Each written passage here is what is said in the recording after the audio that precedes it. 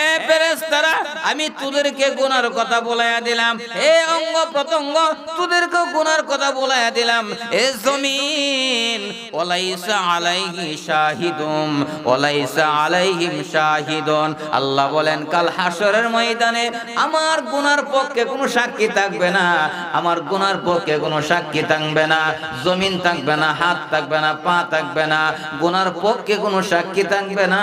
আমার আল্লাহ বলেন ওয়ালাইসা আলাইহি শাহিদুম বিযুনুবিহিম, তার গুনার পক্ষে কোনো সাক্ষী থাকবে না। এই অবস্থায় হাত্তা ইয়ালকাল্লাহ, আল্লাহর সাথে মোলাকাত করবে। সুবহানাল্লাহ বলেন। সুবহানাল্লাহ। বাবারে আমি যখন আল্লাহর সামনে গুনাহ ছাড়া উপস্থিত হব, আল্লাহর সাথে মোলাকাত করব, আল্লাহ পাক রব্বুল আলামিন আমাকে ডাক দিলেন, ওরে বান্দা তুমি চিন্তা করিও না। কুল, হে নবী আপনি সমস্ত গুনাহগারদেরকে জানাইয়া দেন, কুল ইয়া ইবাদিয়াল্লাযীনা আসরাফু আলা আনফুসিহিম লা তাকনাতু মির রাহমাতিল্লাহ ইন্নাল্লাহা ইয়াগফিরুল যুনুবা জামিআ ইন্নাহু হুয়াল গফুরুর রহিম। আল্লাহ তখন ডাক মারবে, যা বান্দা যা, আমি আল্লাহ তোর জীবনের গুনাহ মাফ করে দিলাম। সালাবাতুল আনসারী ইস্তিগফার আরম্ভ করে দিল, ফাস্তাগফিরু লিযুনুবিহিম ওয়া মান ইয়াগফিরুল যুনুবা ইল্লাল্লাহ ওয়া লাম ইউসিররু আলা মা ফাআলু ওয়া হুম ইয়ালামুন। আল্লাহ বলেন সালাবা গুহার ভিতরে সিজদার মধ্যে পড়ে আল্লাহকে ডাকে, প্রভু আমি গুনাহ করে ফেলেছি, আমাকে তুমি মাফ করে দাও। আল্লাহ তাকে মাফ করে দিবেন, আল্লাহর ওয়াদা। এইভাবে কান্দে সালাবাতুল আনসারী, গুহার ভিতরে পড়ে কান্দে। সাইদ কাছে যায় ডাক দেয়, বুঝতে পেরেছি তোমার কণ্ঠে, বুঝতে পেরেছি গুহার ভিতরে আমার ভাই সালাবা হবে। এরে সালাবা আমি সাইদ তোমার বড় ভাই, আমি ভাই হিসাবে মাফ করে দিলাম, সব বাসায় যাই, বাড়িতে যাই। সালাবাতুল আনসারী ডাক দেয়া বলে, ভাই রে আমি গুনাহ করে ফেলেছি, আমি বাড়ি যাইতে পারবো না। হ্যাঁ যদি আমাকে বাসায় নিতে হয়, মদিনায় যদি আমাকে নিতে হয়, আমাকে অপমানিত আসামির মতো, গোলামের মতো নিতে হবে। আমাকে যদি বাসায় নিতে হয়, মদিনায় নিতে হয়, আমার হাতের মধ্যে হ্যান্ডকাফ লাগাইতে হবে, রশি লাগাইতে হবে, পায়ের মধ্যে রশি লাগাইতে হবে, গলার মধ্যে রশি লাগাইয়া অপমানিত গোলামের মতো আমাকে টেনে টেনে মদিনায় নিতে হবে।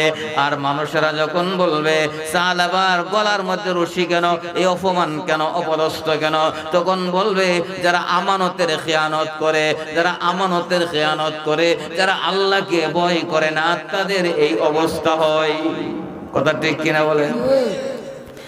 বাধ্য হইছে আপন ভাইয়ের হাতে মধ্যে রশি লাগাইছে, বিড়ি লাগাইছে, হ্যান্ডকাফ লাগাইছে, পায়ের মধ্যে রশি লাগাইছে, গলার মধ্যে রশি লাগাইয়া অপমানিত গোলামের মতো, আসামির মতো এভাবে মদিনার পথ দিয়া টেনে টেনে নেয়।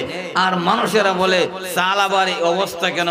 তখন সে বলে যারা আল্লাহকে ভয় করে না, যারা আমানতের খেয়ানত করে, তাদের এই অবস্থায় হয়। সুবহানাল্লাহ। এভাবে নিয়ে গেলেন। সালাবা বলে আমাকে মদিনায় নিয়ে যাওয়ার আগে, রাসূলের দরবারে নিয়ে যাওয়ার আগে আমার মনে সাক্ষী দিচ্ছে আবু বকরের কাছে নিয়ে যাও, ওনার কাছে গেলে মনে হয় আমার ক্ষমার ব্যাপারে কিছু সান্ত্বনা দিতে পারে। সুবহানাল্লাহ। সালাবাতুল আনসারীকে তার ভাই হযরত আবু বকর সিদ্দিক রাদিয়াল্লাহু তাআলা দরবারে নিয়ে গেলেন। ইন্নাকা হামিদুম মাজিদ আল্লাহুম্মা বারিক আলা মুহাম্মাদিন ওয়া আলা আলি মুহাম্মাদ কামা বারাকতা আলা ইব্রাহিম ওয়া আলা আলি ইব্রাহিম ইন্নাকা হামিদুম মাজিদ বালাগাল উলা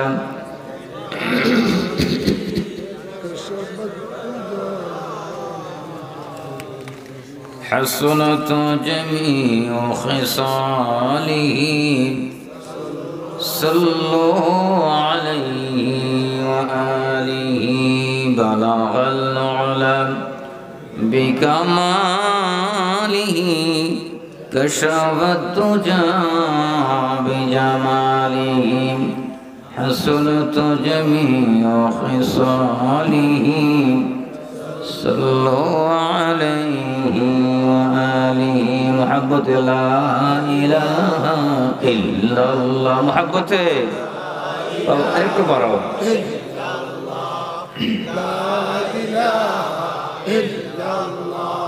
لا إله إلا الله لا إله إلا الله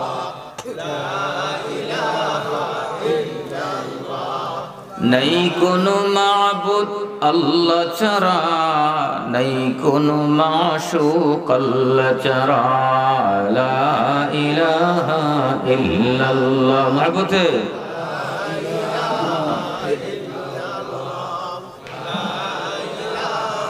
इल्लल्लाह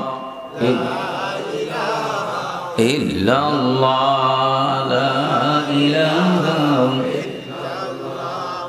لا إله إلا الله لا إله إلا الله لا إله إلا الله तेरे सिवा माबूद हकीकी कोई नहीं है कोई नहीं गिरद ज़बां में ऐ मेरे इलाह ला इलाहा इल्लल्लाह जोरे जोरे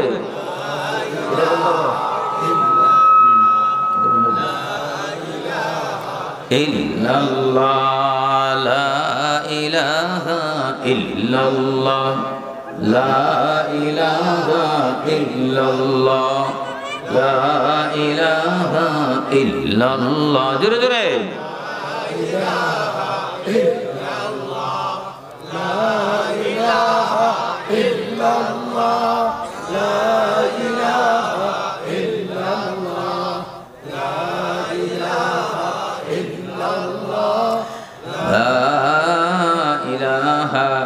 इल्लल्लाह मुहम्मदुर रसूलुल्लाह सल्लल्लाहु अलैहि वसल्लम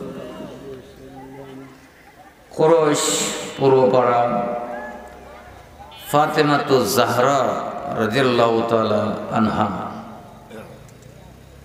মহিলা মাদ্রাসার উদ্যোগে আয়োজিত আজকের বিশাল ওয়াজ ও দোয়ার মাহফিল আজকের মতে মাহফিলের উপস্থিত সম্মানিত সভাপতি সাহেব দিগার মুআজ্জাজ মুকাররম নায়েবে নবী হযরত উলামায়ে কেরাম অত্র মাদ্রাসার সম্মানিত আসাতিজে কেরাম আমার সামনে উপবিষ্ট আছেন আমার পিতৃতুল্য মুরব্বিয়ানে আযম ঘুমায় না একটু বাড়াও তোমার মাইক্রোফোনের টানে না কথা ওই কাছে নিয়ে বলতে হবে পিতৃতুল্য মুরব্বিয়ানে আযম আমার পিতৃতুল্য মুরব্বী বাবারা পর্দার আড়ালে অবস্থানরত মা ও বোনেরা আমার কলিজার টুকরা যুবক ভাইরা প্রথমে আমরা আল্লাহর শুকর আদায় করি যে আল্লাহ পাক রব্বুল আলামিন আমাকে আপনাকে এই জান্নাতের বাগানে জিকিরের মজলিসে কোরআনের মজলিসে হাদিসের মজলিসে উলামায়ে কেরামের মজলিসে আল্লাহ ওয়ালা বুজুর্গদের মজলিসে আহলুল্লাহদের সুহবতে আশা বসার তৌফিক দান করেছেন এই জন্য আমরা খুশি না বেজার সবাই খুশি এখনই দেখা যাবে কারা খুশি আর বেজার যদি খুশি হয়ে থাকেন মুখটা খুলে জবান খুলে আওয়াজ করে উচ্চ কণ্ঠে বলি আলহামদুলিল্লাহ আলহামদুলিল্লাহ আরেকটু আওয়াজ করে বলি আলহামদুলিল্লাহ আলহামদুলিল্লাহ মাশাআল্লাহ আজকে শ্রোতাদের মনের আবেগ আছে ইনশাআল্লাহ আজ চলবে আসলে আপনারা এখানে বসছেন বসার দ্বারাতে আল্লাহ আপনাদের গুনাহগুলি মাফ করতেছেন আমরা গুনাহ করি নাই করছি তো? এমন কেউ আছে আপনি কি কন আমি গুনাহ করছি? আমি গুনাহ করছি এই কথা যে মনে মনে আসে, বাপ দেখার আমি গুনাহ করি নাই, এর কপালে মাফ নাই, ঠিক না? আর যে আল্লাহ আল্লাহ আমি শেষ, আল্লাহ আমি মাফ, আমার জীবন শেষ, আল্লাহ আল্লাহ আল্লাহ মাফ করো মাফ করো, এমন করতে দিলে আল্লাহ আপনাকে মাফ দিতে দিতে হবে না। সূরা আলে ইমরানের 135 নম্বর আয়াতে কারিমা আজকে আমার আলোচ্য বিষয়। আল্লাহ তাআলা বলেন, والذين إذا فعلوا فاحشة أو ظلموا أنفسهم ذكروا الله فاستغفروا لذنوبهم ومن يغفر الذنوب إلا الله আল্লাহ বলেন, والذين إذا فعلوا فاحشة, আমার বান্দা বান্দির মধ্য থেকে যারা অশ্লীল কাজ করে ফেলেছে, আও যালামু আনফুসাহুম, অথবা নিজের আত্মার উপরে জুলুম করছে, এরপরে বলেন আও যালামু আনফুসাহুম যাকারুল্লাহ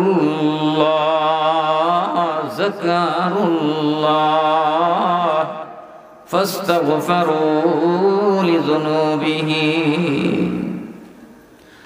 প্রভু আমি আমার আত্মার উপরে জুলুম করেছি। বাবারে ওয়াজ করতাম না, এগুলি তো ভিতরে লোক টানে না, ব্যাপারটা কি? মাইক্রোফোন কোন কাজ করতেছে না, তোমাদের মাইকগুলি ফিটিং হয়নি আজকে।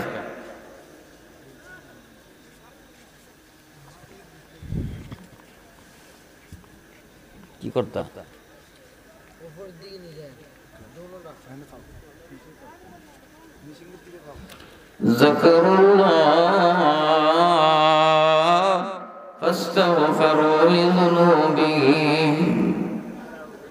আল্লাহ বলেন, বান্দা তার গুনার কথা মনে পড়ে আমি আল্লাহকে স্মরণ করেছে।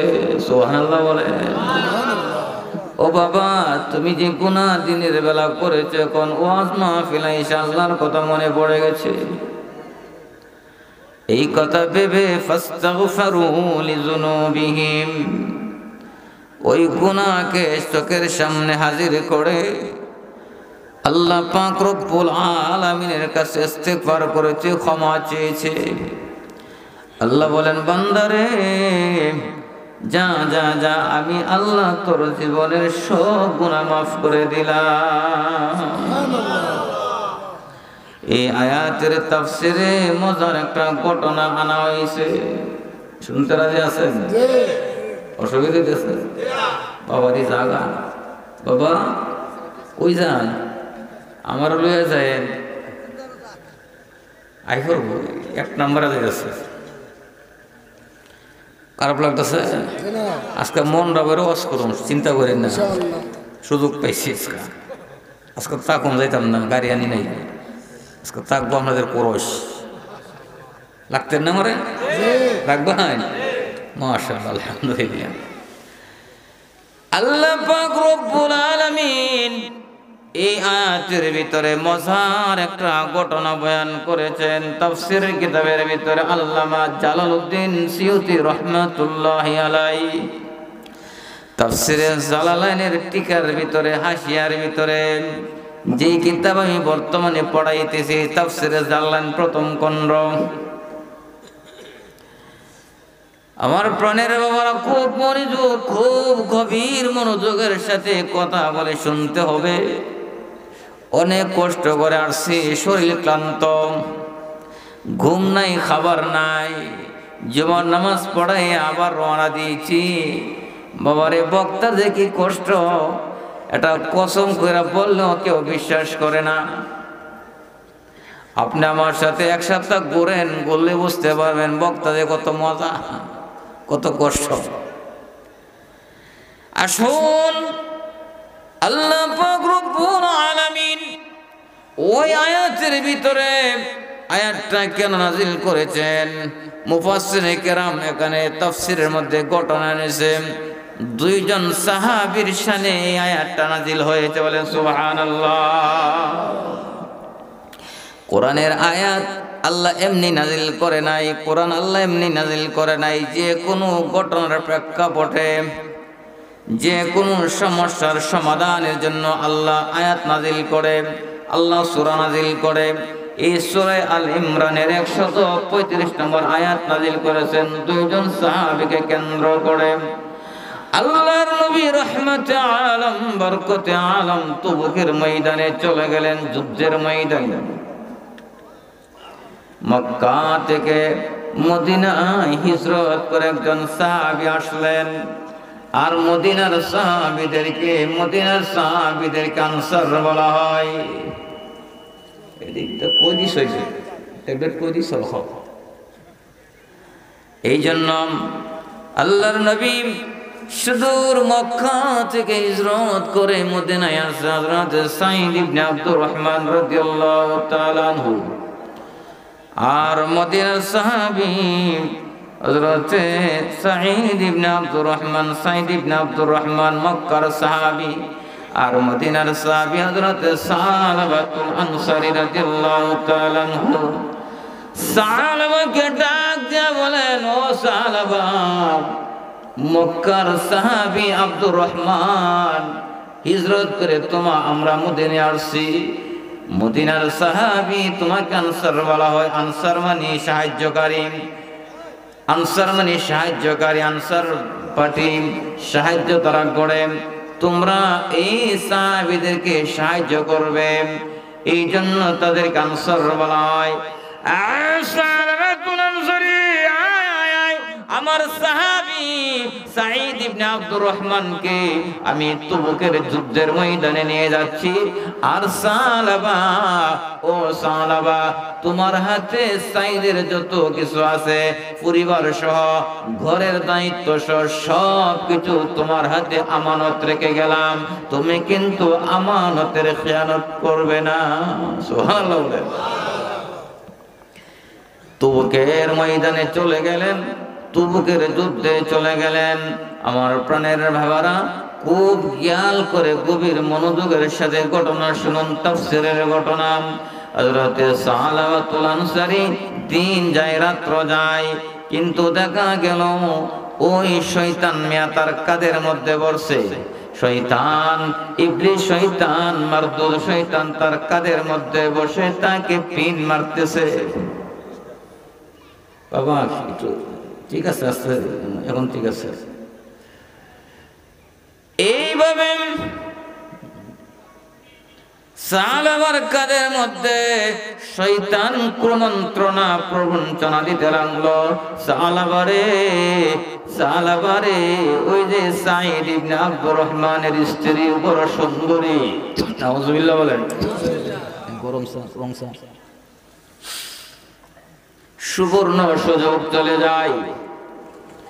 তোমার ভাই সাঈদ বাড়িতে নাই, খেয়েও বাসায় নাই, একমাত্র তোমার ভাবি সালাবাতুল আনসারী, তুমি আর তোমার ভাবি, এই দুইজনের মধ্যে তোমাদের সম্পর্ক।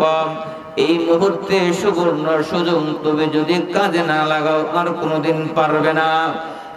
শয়তান এভাবে প্রবঞ্চনা দিয়ে ওয়াসওয়াসা দিয়ে তার মনটাকে তৈরি করতেছে। হঠাৎ শয়তানের মধ্যে পড়ে, কুমন্ত্রণার ভিতরে পড়ে ডাক মারলো, আয় ভাবি, তোমার হাত বাড়াও, আমি আজকে তোমার হাতে ধরে আমার মনের স্বাদ মিটাবো। নাউজুবিল্লাহ বলেন, তো জিকির করেন লা ইলাহা ইল্লাল্লাহ, জোরে জোরে। কমে যাবে গেছে, ওই যে কমে গেছে।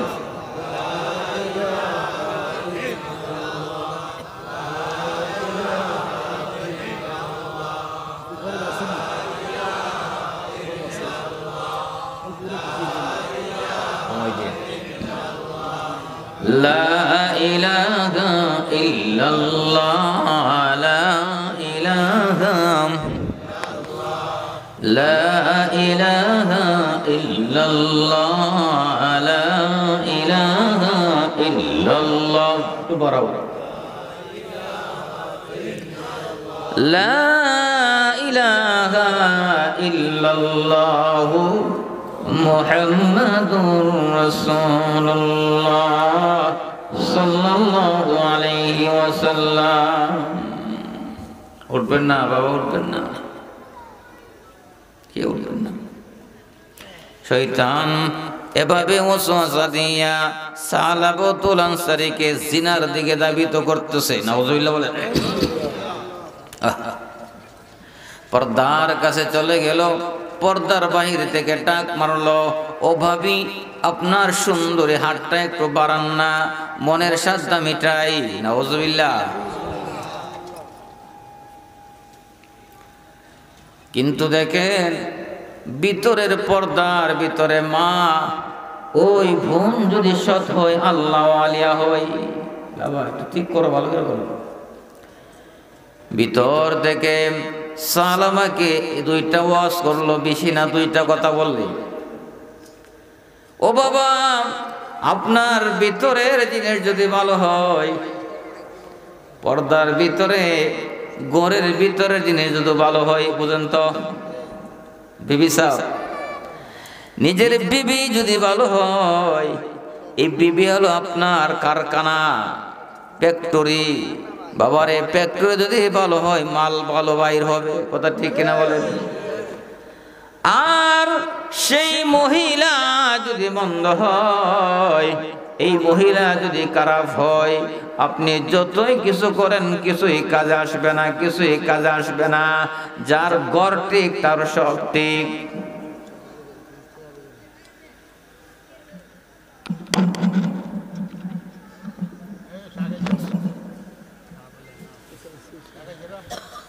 ওই মহিলা সালামাতুল আনসারীকে এইভাবে ওয়াজ করতেছে কি বলে দেখেন বাইরে আমার স্বামী সাঈদ ইবনে আব্দুর রহমান নবীজির সাথে যুদ্ধের ময়দানে চলে গেছেন কিন্তু যাওয়ার সময় আমাকে তোমার কাছে আমানত রেখে গেছে কথা ঠিক কিনা বলেন কিভাবে ফেরত দিতে হবে এটার নাম কি আমানত যার অর্থ নিরাপদ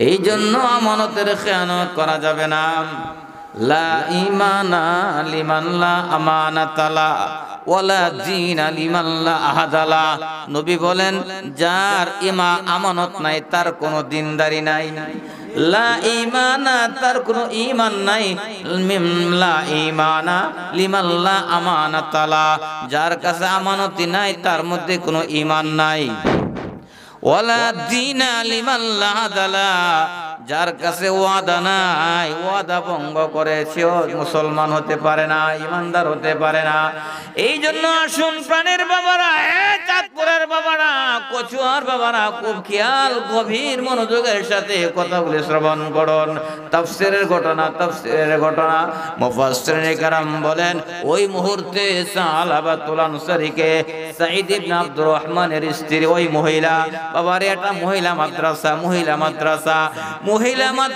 মহিলা যদি ভালো হয়ে যায় সারা গ্রাম ভালো হয়ে যাবে কথা ঠিক কিনা বলেন মহিলা যদি মন্দ হয়ে যায় সারা দেশ মন্দ হয়ে যাবে কথা ঠিক কিনা বলেন এই জন্য গ্রামে গ্রামে মহল্লায় মহিলা মাদ্রাসা দরকার আসেনি কি বলেন এই জন্য আমি মহিলাদেরকে লক্ষ্য করে ঘটনা শোনাইতেছি মা ও আমার মারা ও আমার বোনেরা ও মহিলা মাদ্রাসাত্রীরা তোমরা খুব খেয়াল করে ঘটনা শোনা দেখো সাঈদ ইবনে আব্দুর রহমানের স্ত্রী কেমন মহিলা ছিল কেমন বোন ছিল কেমন মা ছিল ওই মহিলা পর্দার ভিতর থেকে ডাক মারলো সালাবা জবাব দাও আমার স্বামী তোমার কাছে আমানত রেখে গেছে এক নাম্বার কথা হলো তুমি আমানতের খেয়ানত কেমনে করবে দুই নাম্বার কথার জবাব দাও, কাল হাসরের ময়দানে আল্লাহর সামনে দাঁড়ায় কি জবাব দিবে? দুইটা কথা বলার পরে সালাবার মনের ভিতরে যাকারুল্লাহ ওয়াল্লাযীনা ইযা ফাআলু ফাহিশাতান আও যালামু আনফুসাহুম যাকারুল্লাহ। সালাবাতুল আনসারী এমন ভাবে যখন বেহুদা কাজ করে ফেললো, ফাহিশা কাজ করে ফেললো, অথবা তার উপরে জুলুম করে ফেললো, ফাস্তাগফিরু লিযুনুবিহিম, সাথে সাথে তার মনের ভিতরে কল্পনা জল্পনা সৃষ্টি হয়ে গেল। ভিতর থেকে দুইটা ওয়াজ করলো, বাবারে বেশি ওয়াজের দরকার নাই, একটা ওয়াজ করছে তুমি আল্লাহর সামনে কি জবাব দেবে, আমানতের খেয়ানত যে তুমি করতেছো। দুই নাম্বার কথা হলো তুমি কিভাবে আল্লাহর সামনে দাঁড়াবে, তোমার কি আল্লাহ কথার বই লাগে না? সালাবার মন পরিবর্তন হয়ে গেল, বাবি বিদায় দাও, আমি আর বাসায় থাকবো না, বুঝতে পেরেছি আমার কাদের মধ্যে শয়তান বসে পড়েছে, আমি শয়তানের ধোঁকায় পড়ে গেছি, বাবি বিদায় দাও, এই মুহূর্তে আমি বাসা থেকে চলে যাব, যতক্ষণ পর্যন্ত আল্লাহ আমাকে ক্ষমা না করবে ততদিন পর্যন্ত আমি মদিনায় আসবো না। সাউন্ড একটু মোটা করো, ক্লিয়ার করো, ব্যাপারটা কি তুমি নতুন আর জীবনে মাইক চালাইছো না?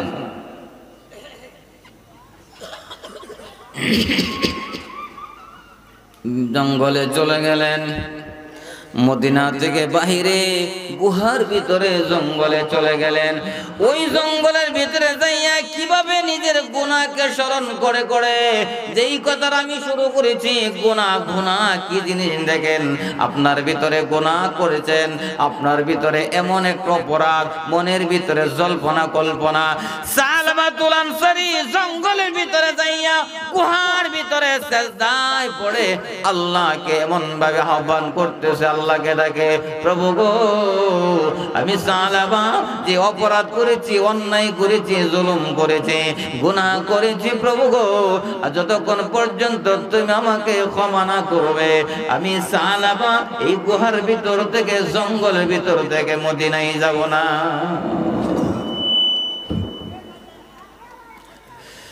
এই দিন দিয়া গুহার ভিতরে সিজদায় পড়ে কান্নাকাটি করে, তুবুকের যুদ্ধের ময়দান থেকে নবীজি সাহাবায়ে কেরামদেরকে নিয়ে মদিনায় প্রত্যাবর্তন করলেন, ফিরে আসলেন।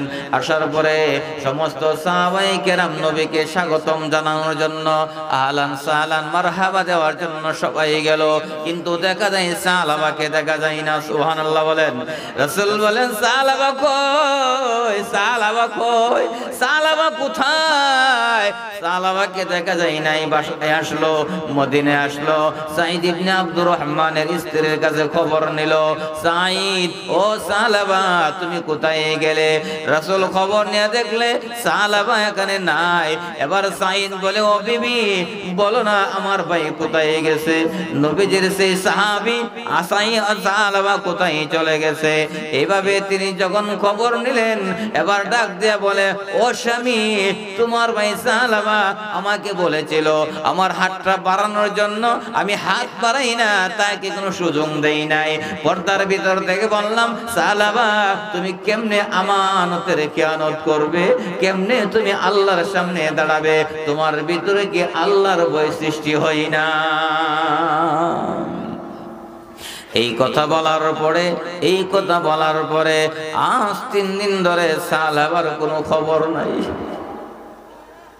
3 দিন হয়ে গেল সালাবা নাই, কোথায় জানি চলে গেছে। আজ 3 দিন ধরে সালাবার কোনো খবর পাই না। এবার বুঝতে পেরেছে, বিবিরে বুঝতে পেরেছে, আর বলতে হবে না, আমার ভাই জানি কোথায় চলে গেছে, না জঙ্গলের বাঘে খেয়ে ফেলছে, হিংস্রণে খেয়ে ফেলছে, কোথায় জানি চলে গেছে।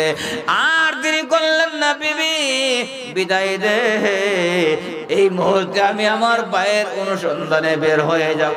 সাঈদ ইবনে আব্দুর রহমান বুঝতে পেরেছে উনি মদিনায় নাই, কোন জঙ্গলের ভিতরে চলে গেছে, গুহার ভিতরে চলে গেছে। সামনে রওনা হয়ে গেল, সামনে রওনা জিজ্ঞাসা করে রাখালদেরকে, এ উট রাখালেরা, আমার ভাই সালামাতুল আনসারীকে তোমরা দেখেছো? না না না, আমরা জীবনে এমন নাম শুনি নাই, এমন মানুষ দিকে নাই, সামনে যান সামনে যান। উনি সামনে আগায়া ওই গুহার ভিতরে যাইয়া ডাক দিলেন, ও গুহাবাসীরা, ও ট্রাকানেরা, আমার ভাই সালামারে তোমরা দেখছো নি? না না না, তোমার ভাই সালামাকে আমরা দেখি নাই, কিন্তু কথা হলো শুনো, আজ 3 দিন ধরে আমরা যখন ঘুমায়া যাই, আমাদের গরু ছাগল উট বকরি সব ঘুমায়া যায়, আকাশের পশু পঙ্খী ঘুমায়া যায়, সব নিস্তব্ধ হয়ে যায়। সমস্ত মানুষ যখন ঘুমায়া যায়, গভীর রজনীতে রাত্র যখন 3টা বেজে যায়, 4টা বেজে যায়, আজ 3 দিন ধরে আমাদের কানের মধ্যে ওই গুহার ভিতর থেকে, জঙ্গলের ভিতর থেকে একটা গুনগুন গুনগুন কান্নার আওয়াজ শুনতে পাই।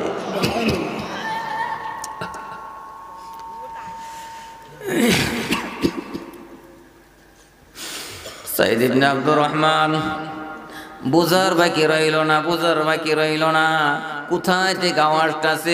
ওই পাহাড়ের ভিতর থেকে। সুবহানাল্লাহ বলেন। পাহাড়ের ভিতর থেকে আজ 3 দিন ধরে 3 রাত্র পর্যন্ত গুন গুন কান্নার আওয়াজ পায়।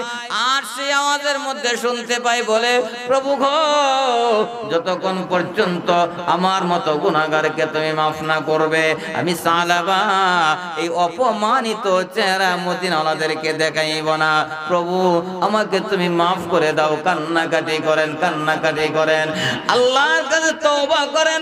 দরজাওয়ানি तौबा करदम शेवाए पैगंबरी वक्त बेरे गिर गे जालिम निशावाद फरहेजगारी बाज आ हर हाथ हस्ती बाज आ गरु काफिरो गुबरो बुत पुरुस्ती बाज आ ये दरगाह है मदरगाह है ना उम्मीदी सदभार अगर तौबा शिकस्ती बाज आ अल्लाह को तो मायार कोंटे डाक दे। ए मार गुनाहगार बंदा, ए गुनाहगार बंदी, आय आय अमार दरबारे आय। कुल या इबादी अल्लज़ीना असरफू अला अनफुसिहिम ला तक़नतू मिन रहमतिल्लाह इन्नल्लाह यग़फिरुज़्ज़ुनूब जमीआ इन्नहु हुवल गफूरुर रहीम। अल्लाहु अकबर। साउंड कमे बारे के लिए तुम दो अल्लाह डाक देन, हे नबी আপনি বলে দেন, কুল ইয়া ইবাদিয়াল্লাযিনা আসরাফু, এ বান্দা তুমি তোমার মাথার উপরে জুলুম করেছো, তোমার জানের উপরে জুলুম করেছো। ইয়া ইবাদিয়াল্লাযিনা আসরাফু আলা আনফুসিহিম, বাবারে শয়তানের তাড়নায় পড়ে, খাশাতে নফসানির পিছনে পড়ে, মনের পিছনে পড়ে, প্রবৃত্তির তাড়নায় পড়ে তুমি গুনাহ করে ফেলেছো, অন্যায় করে ফেলেছো। আমার আল্লাহ বলে তুমি চিন্তা করিও না, চিন্তা করিও না, তুমি যে গুনাহ করছো এই গুনাহ আমি আল্লাহ বাকি রাখবো না। আমি আল্লাহ তুমি যখন তওবা করবে, তওবার সাথে সাথে আমি আল্লাহ তোমার গুনাহ মাফ করে দিব। শুধু তাই না, শুধু মাফ না, হাদিসের ভিতরে দেখেন 3টা আল্লাহ বলছেন, 3টা বিষয় আল্লাহ বলেন, ইযা তাবাল আবদু, ইযা তাবাল আবদু আনসাহুল্লাহুল আফজাতাহু আফজাতা যুনুবাহু। আল্লাহ বলেন, ও বাবা শুনো, আল্লাহ বলেন, এ বান্দা তুমি যখন গুনাহ করেছো, গুনাহ করার পরে ইযা তাবাল আবদু, বান্দা যখন তওবা করে, আল্লাহর কাছে ক্ষমা চায়, আল্লাহর সাথে এমন ভাবে কাকুতি মিনতি করে, আল্লাহ আমার জীবন বরবাদ করে দিয়েছি, আমার জীবন মার্ডার করে দিয়েছি, আল্লাহ তুমি আমাকে মাফ করো। আল্লাহ বলেন, হো ফেরেশতারা, ফেরেশতারা আমি আল্লাহ তাআলা তোদেরকে জানায় দিলাম, আনসাল্লাহুল হাফজাতা যুনুব যুনুবাহু আমার আল্লাহ বলেন ফেরেশতাদের ব্রেন থেকে ফেরেশতাদের স্মরণ থেকে আমি আল্লাহ সমস্ত গুনার কথা বলায়া দেব সুবহানাল্লাহ বলেন আনসাল্লাহু আল্লাহ বলে দেবে হাফজাতা যুনুবাহু আমাদের গুনাহগুলি যারা হেফাজত করে রাখছে কেডা রাখছে ফেরেশতারা ফেরেশতাদের কাছে গুনার ডায়েরি আছে আল্লাহ বলেন বান্দা যখন তওবা করবে তওবা করার সাথে সাথে আমি আল্লাহ ফেরেশতাদেরকে বলবো ও ফেরেশতারা আমি আল্লাহ তোমাদেরকে ওই বান্দার গুনার কথা বলাইয়া দিছি গুনার পক্ষে সাক্ষী তিনটা জিনিস এক নাম্বার ফেরেশতা এক নাম্বার কি দুই নাম্বার আমার আপনার অঙ্গ প্রত্যঙ্গ দুই নাম্বার অঙ্গ প্রত্যঙ্গ আল্লাহ বলেন ও আনসা জাওয়ারিহু ও আনসা জাওয়ারিহু রাসূল বলেন আমি আল্লাহ পাক রব্বুল আলামিন বলেন রাসূল হাদিসে বলেছেন বান্দা যখন তওবা করে এক নাম্বার ফেরেশতাদেরকে বলাইয়া দেন সুবহানাল্লাহ বলেন দুই নাম্বার আমার গুনাহের পক্ষে যে সাক্ষী আমার গুনার পক্ষে যে দলিল আমার হাত আমার পা আমার জবান আমার সব কিছু আমার আল্লাহ বলেন বান্দা যখন তওবা করে তখন তার অঙ্গ প্রত্যঙ্গকে বলাইয়া দেয় হাসরের দিন হাতে কথা বলবে সুবহানাল্লাহ বলেন হাতে কথা বলবে পা কথা বলবে আপনার জবানে কষ্টিপ মেরে দেওয়া হবে বন্ধ একদম সিলি করে দেওয়া হবে মুখে আর কথা বলতে পারবেন না কে কথা বলবে আমার আল্লাহ বলেন আল ইয়াউমা নাখতিমু আলা আফওয়াহিহিম على أفواههم وتكلمنا أيديهم وتشهد أرجلهم بما كانوا يكسبون আসেনি ওই আছে সূরা আছে সচ্চা মুসলিম পাক্কা মুসল্লিরা উজানির এলাকা তো কারি ইব্রাহিম সাহেবের এলাকার লোক আল্লাহু আকবার বলেন ঈমান কিছু আছে এদের মধ্যে কোরআন আছে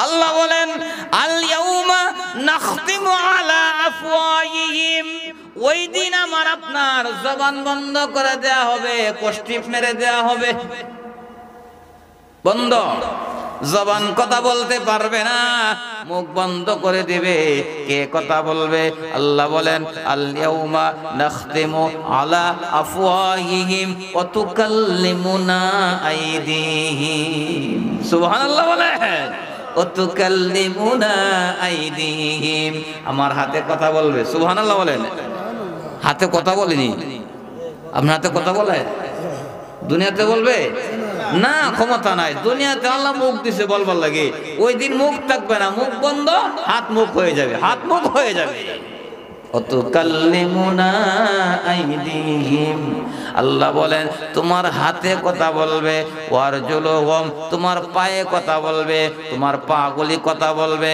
হাতে কথা বলবে ওগো আল্লাহ আমি হাত দিয়া ইমুক মহিলারে দূরছিল নাউজুবিল্লাহ বলবেন হাতে বলবে আরে হাত আমার সামনে হাতটা বলবো আমি হাত দিয়া ইমুক নারীরে দূরছিল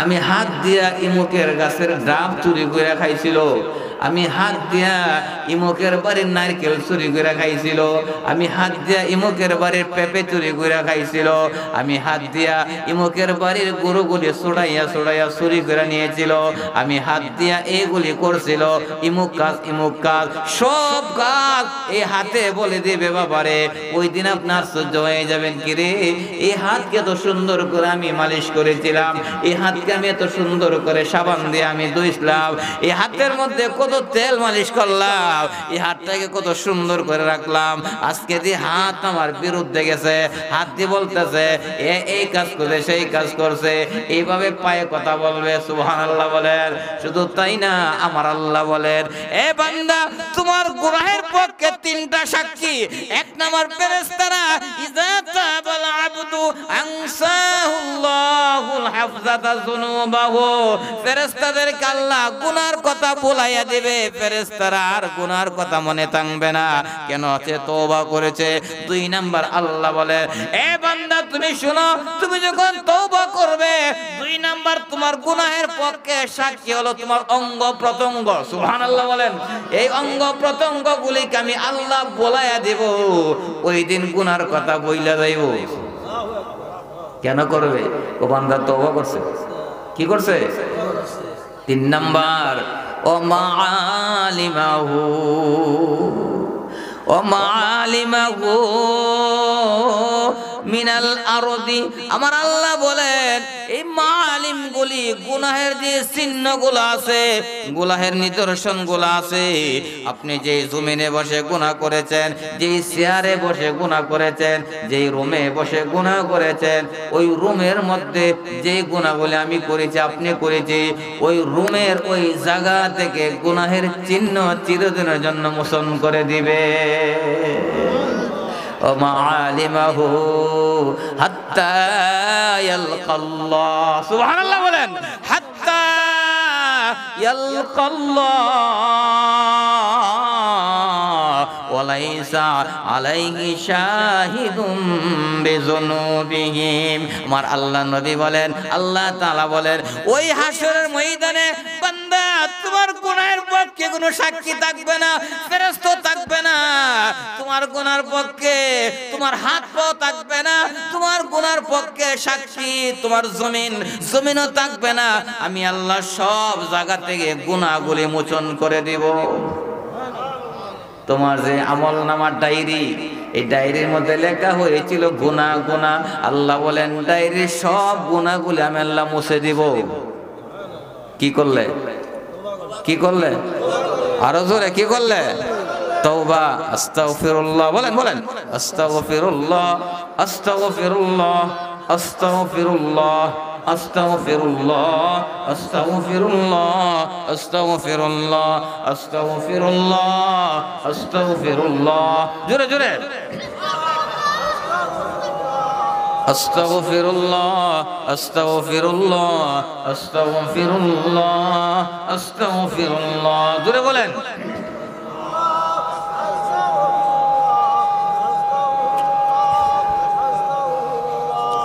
আস্তাগফিরুল্লাহ, আস্তাগফিরুল্লাহ, আস্তাগফিরুল্লাহ, আস্তাগফিরুল্লাহ, আস্তাগফিরুল্লাহ।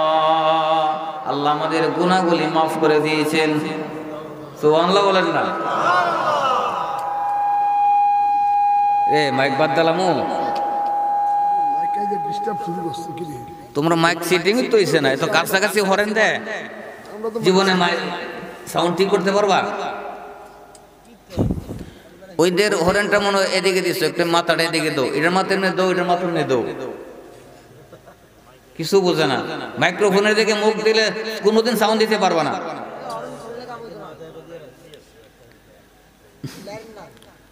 কোন চেক কেমনে ওয়াজ করতাম?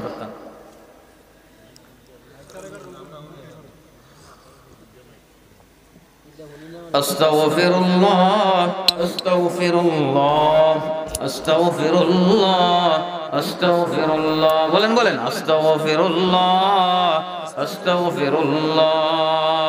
আল্লাহ বলেন, এ ফেরেশতারা আমি তোদেরকে গুনার কথা বলাইয়া দিলাম, এ অঙ্গ প্রত্যঙ্গ তোদেরকে গুনার কথা বলাইয়া দিলাম।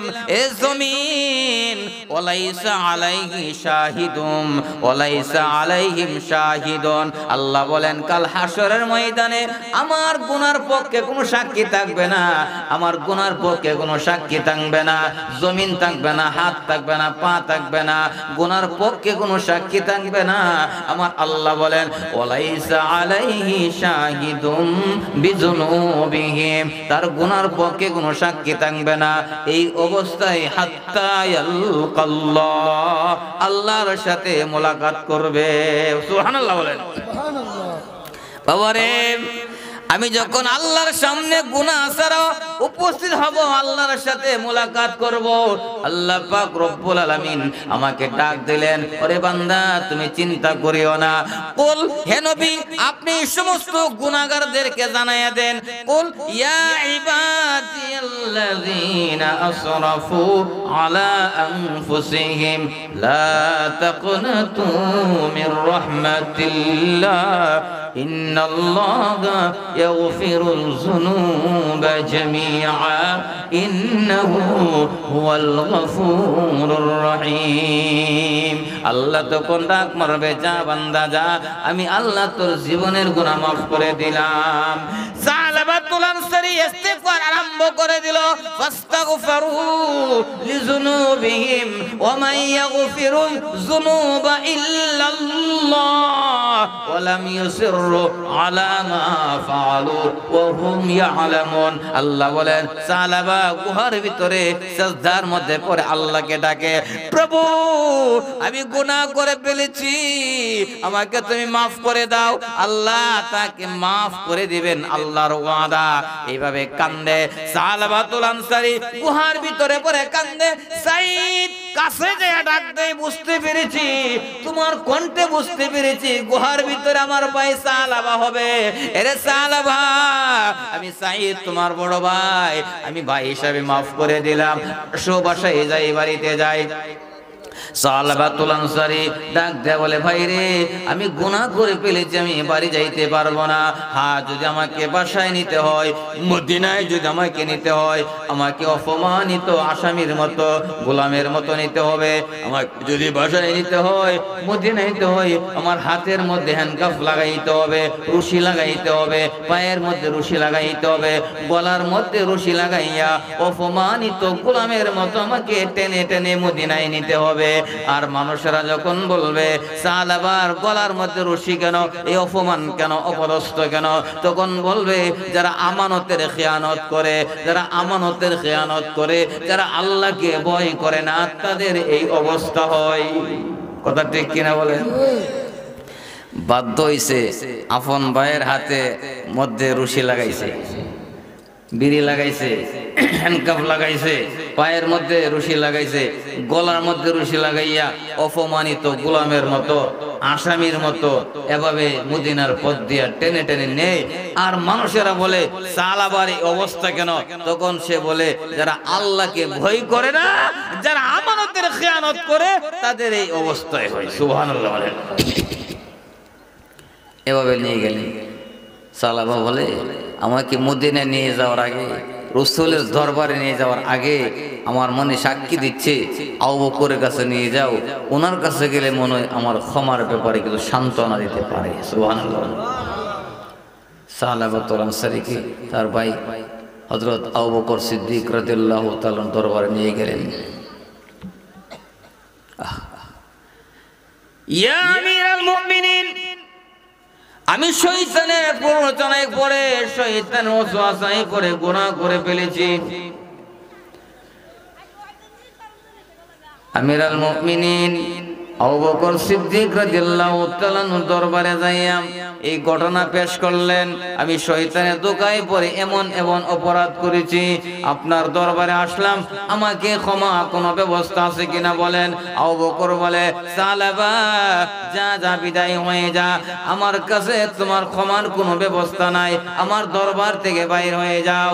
সালাবাকে আবু বকর সিদ্দিক রাদিয়াল্লাহু তাআলা বিদায় করে দিলেন। সালাবা ডাক দেয়া বলে, ও ভাই সাইদ, আমাকে আবু বকর বিদায় করতে পারে, আমার মনে বড় আশা, মনে হয় উমর রাদিয়াল্লাহু তাআলা দরবারে গেলে আমাকে মাফ করে দিবে, আমাকে কিছু সুসংবাদ শোনাইবে। যা, আবু বকর বিদায় করতে পারে, আমার মনে সাক্ষী দিচ্ছে উমর রাদিয়াল্লাহু তাআলা কোনোদিন বিদায় করবে না। এবার উমরের দরবারে গেলেন। উমর রাদিয়াল্লাহু তাআলা বলেন, ওরে সালাবা, এত বড় স্পর্ধা, উনি তো রাগিলা মানুষ ছিলেন। এবার ডাক দেয়া বলে, আমার রাঙ্গা তলোয়ারটা ল, এর ফয়সালা করে দেই। এত বড় অপরাধ করে আমার দরবারে এসে মাফের লাগি, ওরে তলোয়ারটা কই? এই কথা শোনার পরে তার ভিতরের পানি নাই। তাড়াতাড়ি বাইরে আমার দরবার থেকে এই মুহূর্তে বের হয়ে যা, আমার কাছে কোনো ক্ষমা নাই। আবু বকর বিদায় করে দিলেন, উমর বিদায় করে দিলেন। ডাক দিয়ে বলেন, আবু বকর উমর বিদায় করতে পারে, আমার মনে সাক্ষী দিচ্ছে হযরতে উসমান গনি আমাকে কোনোদিন বিদায় করবেন না, আমাকে উসমানের দরবার নিয়ে যাও। উসমান রাদিয়াল্লাহু তাআলা দরবারে গেলেন, উনিও একই জবাব দিলেন, না না না সালাবা, আমার কাছে তোমার কোনো ক্ষমার ব্যবস্থা নাই, বের হয়ে যাও। উসমান বিদায় করে দিলেন। এরপরে ডাক দিয়ে বলে, আমার মনে সাক্ষী দিচ্ছে আবু বকর বিদায় করে দিয়েছে, উমর বিদায় করে দিয়েছে, উসমান গনি বিদায় করে দিয়েছে, আমার মনে বড় সাক্ষী আলী রাদিয়াল্লাহু তাআলা আমাকে বিদায় করবে না। আলী রাদিয়াল্লাহু তাআলা দরবারে গেলেন। আলী রাদিয়াল্লাহু তাআলা বলেন, না না না, এখনো পর্যন্ত তোমার ক্ষমার ব্যাপারে কিছুই আমি জানি না, আমার দরবার থেকে বিদায় হয়ে যাও। তারাইয়া দিলেন। এবার ডাক দেয়া বলেন, ওরে ভাই সাঈদ, ওরে ভাই আমাকে আর গোড়ায়ও না, আমার মনে মনে সাক্ষী দিচ্ছিল, আর মনে মনে কথা ভাবছিলাম, আমি যে অন্যায় করেছি, আমি যে গুনাহ করেছি, আল্লাহর নবীকে আমি জানাইব না, কিন্তু এখন বাধ্য হয়েছি, রাসূলকে না জানানো পর্যন্ত আমার শান্ত হবে না। সাহাবায়ে কেরাম বিদায় করতে পারে, আবু বকর বিদায় করতে পারে, উমর বিদায় করতে পারে, উসমান বিদায় করতে পারে, আলী রাদিয়াল্লাহু তাআলা বিদায় করতে পারে, আমার বড় আশা, আমার মনে হয় আল্লাহর নবী আমাকে কোনোদিন বিদায় করবে না। গলার মধ্যে রশি লাগাইয়া আসামির মতো, ফরিয়াদির মতো, মুজরিমিনের মতো, পাপিষ্টের মতো, গোলামের মতো, অপদস্থ গোলামের মতো, অপমানিত গোলামের মতো গলার মধ্যে রশি লাগাইয়া সাহাবাকে মদিনার অলিতে গলিতে ঘোরায়, সাহাবাদের দরবারে যায়, কেউ টাই দেয় নাই। এবার শেষ পর্যন্ত রাসূলের দরবারে রওনা দিলেন, আল্লাহর নবীর দরবারে সালাম দিলেন, আসসালাতু ওয়াসসালামু আলাইকা ইয়া রাসূলুল্লাহ। আল্লাহর নবীকে সালাম দেওয়ার পরে রাসূল সালামের জবাব দিলেন, ব্যাপারে কি, এত রাত্রে তোমরা কোথা থেকে আসলে, এমন কেন আসলে? এবার সালা বলে, ইয়া রাসূলুল্লাহ, ইয়া হাবিবাল্লাহ, আমি অন্যায় করেছি, অপরাধ করেছি, এই অন্যায়ের ক্ষমার জন্য আপনার কাছে আসছি, আপনি বলেন না আমার ব্যাপারে আল্লাহর পক্ষ থেকে কোনো ক্ষমার ঘোষণা আসেনি। আবু বকর বিদায় করে দিয়েছে, উমর বিদায় করে দিয়েছে, উসমান গনি বিদায় করে দিয়েছে, আলী রাদিয়াল্লাহু তাআলা বিদায় করে দিয়েছে, শেষ মুহূর্তে আপনার দরবারে আসলাম, আপনি বলেন না আমি সাহাবাকে আল্লাহ ক্ষমা করছে কিনা? আল্লাহর নবী ডাক দিয়ে বলেন, সাহাবা এত বড় অপরাধ করে, অন্যায় করে আমার দরবারে আসছো, যা যা যা, আমি নবীও তোমার ব্যাপারে কিছু জানি না, অদ্যাবধি পর্যন্ত উপর থেকে কোনো আয়াত নাজিল হয় নাই, তাড়াতাড়ি আমার দরবার থেকে বিদায় হয়ে যা। নবীজি পর্যন্ত বিদায় করে দিলেন, তারাই দিলেন, দরবার থেকে বের করে দিলেন। সাহাবা ডাক দিয়া বলেন, ওরে সাঈদ, রশি ছেড়ে দে, আর আমার বোঝার বাকি নাই, এখনো পর্যন্ত আমার আল্লাহ আমার প্রতি রাজি হয় নাই। সুবহানাল্লাহ বলেন। সাহাবা রে কি বলো সাঈদ, আমার মনে হয় আমার সবচেয়ে প্রিয় জায়গা হলো জঙ্গল, আমাকে ছেড়ে দে, আমি পুনরায় গুহার ভিতরে চলে যাই, আবার জঙ্গলের ভিতরে চলে যায়। এ চাঁদপুরের বাবারা, এ কুচুয়ার বাবারা, চোখের পানি গুলি রাখা যায় না, সাহাবা চোখের পানি গুলি ছেড়ে দিয়ে দিয়ে এবার ডাক দিয়ে বলেন, ভাই রশি ছেড়ে দে, আমি আবার গুহার ভিতরে চলে যাব। এবার সাঈদ রশি ছেড়ে দিলেন, কি করবে, বাধ্য হয়েছে। দেখেছে ঘুরে ঘুরে সাহাবীদের মনে কষ্ট, আবু বকরের মনে কষ্ট, উমরের মনে কষ্ট, উসমান গনির মনে কষ্ট, আলীর মনে কষ্ট, এমন কি রহমাতুল লিল আলামিনের মনে কষ্ট, যার কারণে বিদায় করে দিলেন, দরবার থেকে তাড়াইয়া দিলেন, মদিনা থেকে বের করে দিলেন। ভাইরে আল্লাহর কসম করে বলি, যতক্ষণ পর্যন্ত আল্লাহ আমাকে ক্ষমা না করবে, আমি সাহাবা এই অপমানিত চেহারা মদিনাওয়ালাদেরকে দেখাইব না। বিদিত মন নিয়া আবার জঙ্গলের ভিতরে চলে গেল, ওই গুহার ভিতরে যাইয়া সেজদায় পড়ে কান্দে, প্রভু গো, তুমি যদি আমাকে ক্ষমা না করো গো, আমার মরণ হতে পারে, আমি জমিন থেকে মাথা তুলব না। চোখের পানি করে ছেড়ে দিয়ে দিয়ে কান্দে, দাড়ি বেয়ে বেয়ে জমিনে পানি পড়ে আর কান্দে, আল্লাহ আমি যে গুনাহ করেছি, অন্যায় করেছি, তুমি যদি ক্ষমা না করো আর কে ক্ষমা করবে? প্রভু আমাকে তুমি মাফ করে দাও, আমাকে তুমি ক্ষমা করে দাও। এইভাবে চিৎকার করে করে কান্দে। আর রাত্র যত গভীর হয় তার কান্নার আওয়াজ যত বাড়তে থাকে। এভাবে কানতে কানতে একদিন দুই দিন চলে গেল। আবার দেখা যায় আল্লাহ পাক রব্বুল আলামিন এমন ভাবে খুশি হয়েছে, এমন ভাবে খুশি হয়েছে, জিব্রাইলকে ডাক দিয়ে বলেন, জিব্রাইল যা যা তাড়াতাড়ি যা, আমার সেই বান্দা সালাবা এমন ভাবে গুনার জন্য তওবা করেছে, এমন ভাবে কান্নাকাটি করেছে, আমি আল্লাহ তাকে ক্ষমা না করে পারলাম না। এরে জিব্রাইল যা যা যা, তার কান্নার বদৌলতে, তার এমন ভাবে তওবার বিনিময়ে আমি আল্লাহ একটা আয়াত নাজিল করে দিলাম। ও জিব্রাইল যা যা, সূরা আলে ইমরানের 135 নম্বর আয়াতে কারিমা নাজিল করে দিয়া জিব্রাইলকে প্রেরণ করে দিলে, যা আমার বন্ধুর কাছে যাও, মুহাম্মদের কাছে যাও, যাই এই আয়াতটা আমার বন্ধুর কানে কানে শোনাইয়া দাও। সুবহানাল্লাহ বলেন। জিব্রাইল আয়াত নিয়ে আগমন করলেন মদিনায়। আল্লাহর নবীকে আয়াত শোনানোর আগে একটা প্রশ্ন করলো, ও মুহাম্মদ, আল্লাহ আমাকে প্রেরণ করেছে এই কথা দিয়া, ও জিব্রাইল আমার বন্ধুকে যাইয়া বলো এই মদিনার জমিনের মালিককে, আমি আল্লাহ না মুহাম্মদ। সুবহানাল্লাহ বলেন। আল্লাহ বলেছেন এই মদিনার জমিনের মালিককে আপনি না আল্লাহ। রাসূল বলেন এটা আবার কোন কথা? এমন কথা তো জীবনে আল্লাহ বলে নাই। আমি কেমনে মালিক হব? সব কিছুর মালিক তোমার আল্লাহ, আমি কিভাবে মালিক হব? না না না, জমিনের সব কিছুর মালিক আল্লাহ। তাহলে জিব্রাইল বলেন আল্লাহ বলেছেন আমি যদি মালিক হয়ে থাকি, ওগো বন্ধু আপনি জবাব দেন, কোন দুঃখে সালাবাকে মদিনা থেকে বের করে দিলেন?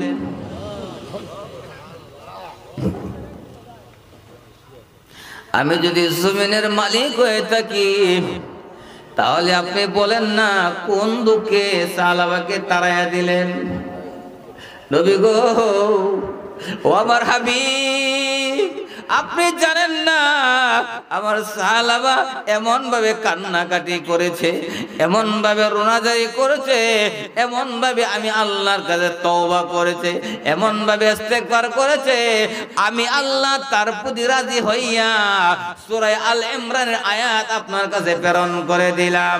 ওয়াল্লাযীনা ইযা ফাআলু ফাহিশাতান আও যালামু আনফুসাহুম যাকারুল্লাহ।